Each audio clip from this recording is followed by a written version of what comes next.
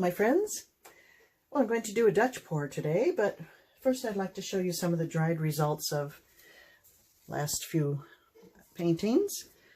This is obviously the Let's Make Some Cells one I did recently and dried really nicely. I haven't yet cleaned off the residue, but after I do that and varnish it with a shiny varnish, I think it'll look pretty nice. And I like frames, although I will say the edges on this are really quite pretty. But if you want it framed, I do have frames available. And I can't decide what I like better, whether the white, and I think it looks good with the black as well. I really don't know which one I prefer. Just gives a whole different look. This is more dramatic and this is kind of summer looking, spring. Anyway, I sell this size 12 by 12s on my website for $48, and if you want a frame, that's an extra 12, so that's that. And then this is a swipe I embellished. This is a swipe I did recently with Artist Loft Ready Mix Pour Paints. And I had diluted them with a Floetrol and glue mix. Not diluted, extended them. And then I liked it, but I just decided I wanted to bring it up a notch. And I embellished it with this tiger. And this is on a deep canvas. Something like this. I think I'm going to ask $210 for it because it's a lot more work to embellish. And this one took a long time. So that's that. And then one more. This is the last, I think this is the last Dutch pour that I uploaded. And there's an issue currently with the Artist Loft Flow Acrylic White.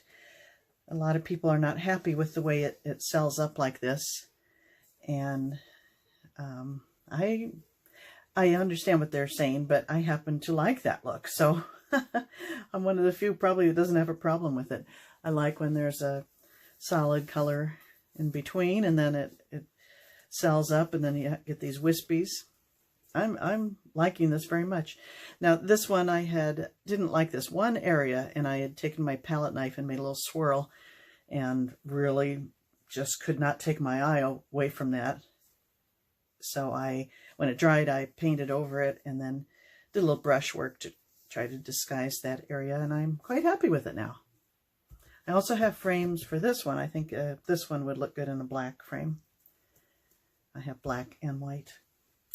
Okay, so today's pour is going to be on this 8 by 24 inch canvas, and I've never done a Dutch pour anything this narrow, so I'm not sure how it's going to work out.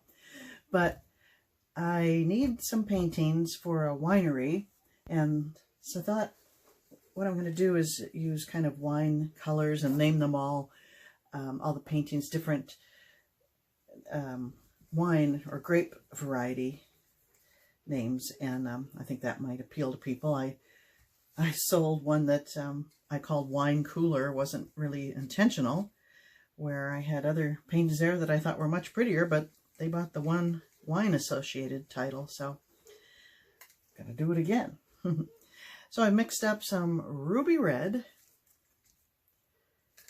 and some crimson red with dioxazine purple and black to darken it up. I needed a deeper value than that, and then some silver, which will kind of represent a frosted look on there.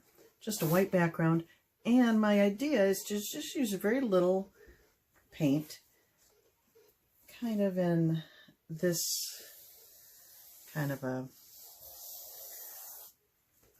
line. And then I'll blow this part out. This will remain somewhat undisturbed, and blow that out. So I'll have some negative space. And then when it's dry, I'm thinking possibly of painting in some grapes. The type, the different variety that goes with this color. maybe some grapevines and grapes. I don't know. So that's the plan. So that means I'm not going to put a whole lot of color because that is secondary to the embellishment. So that's the plan. Let's see what happens. If it's pretty enough on its own, or if I go too crazy with the color, I won't need to do the embellishing, but you know, I can ask a little more money if I embellish.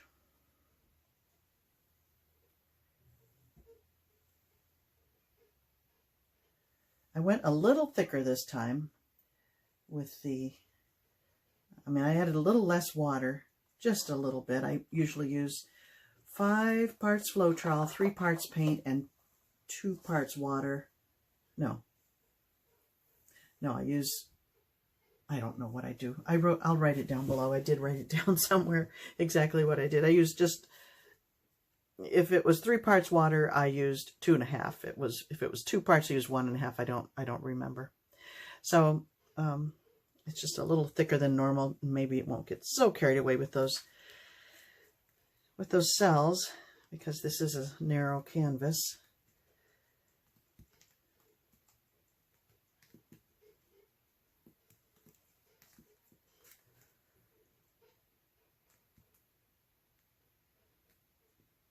I don't usually do this part in front of you because there's no science to it, and it's messy, but small canvas doesn't take long. That's all I do.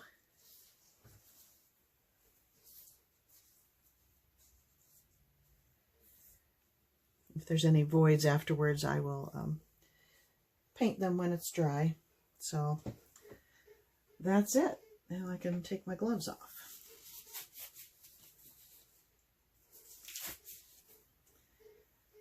All right, I think I'll start with the dark.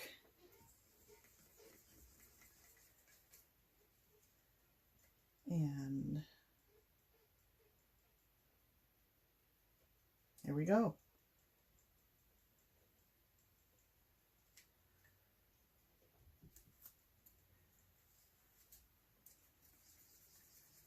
And then the ruby.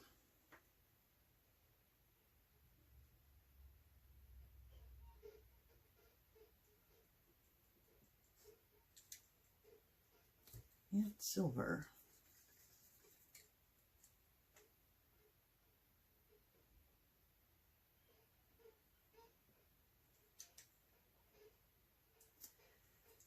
Maybe I'll add a little more here.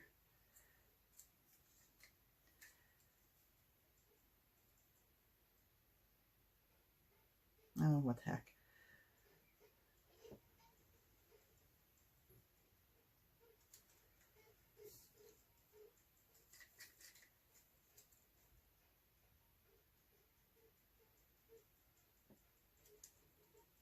And I don't think I'll add any more silver. Okay, I think that should be plenty. Fingers crossed. Let's see what happens.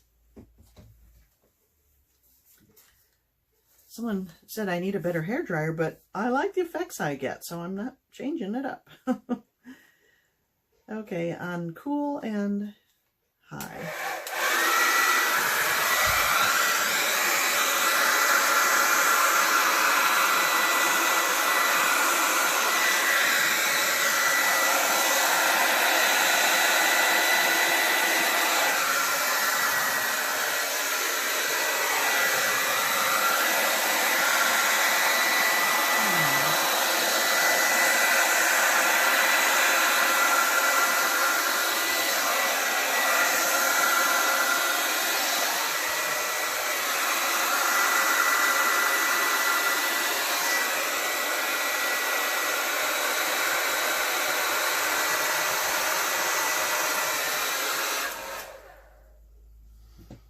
I'm thinking that could be it.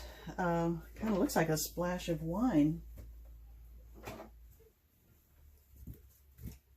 Maybe instead of the grapes, I'll do a glass that's laying on its side. Or a bottle. I don't know.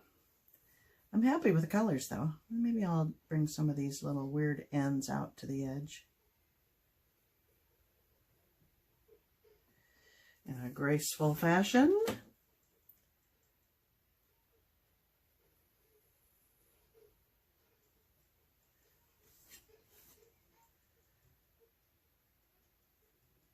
I love this look. I'm thrilled they changed their formula. I think there's plenty of color, and I am not put off at all by those. Now, it may develop some more. Maybe I won't like it, but I'm not unhappy. Let's see. Maybe this wispy.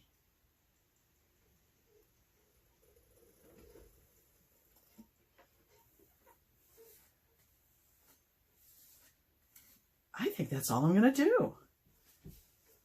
Let me know what you think. Should I add a cluster of grapes or a glass or a bottle or nothing? Gosh, it's kind of pretty in this orientation, the long vertical one.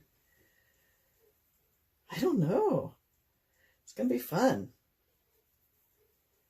Let me bring you in a closer look at some of these areas.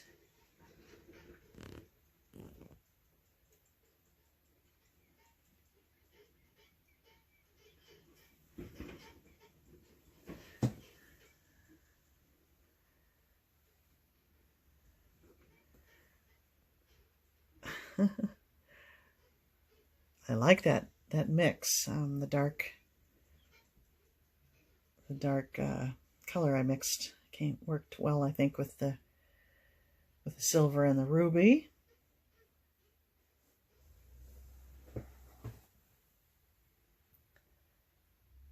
Well, there we go. Well, thanks for watching, my friends, and I'll see you next time. Oh,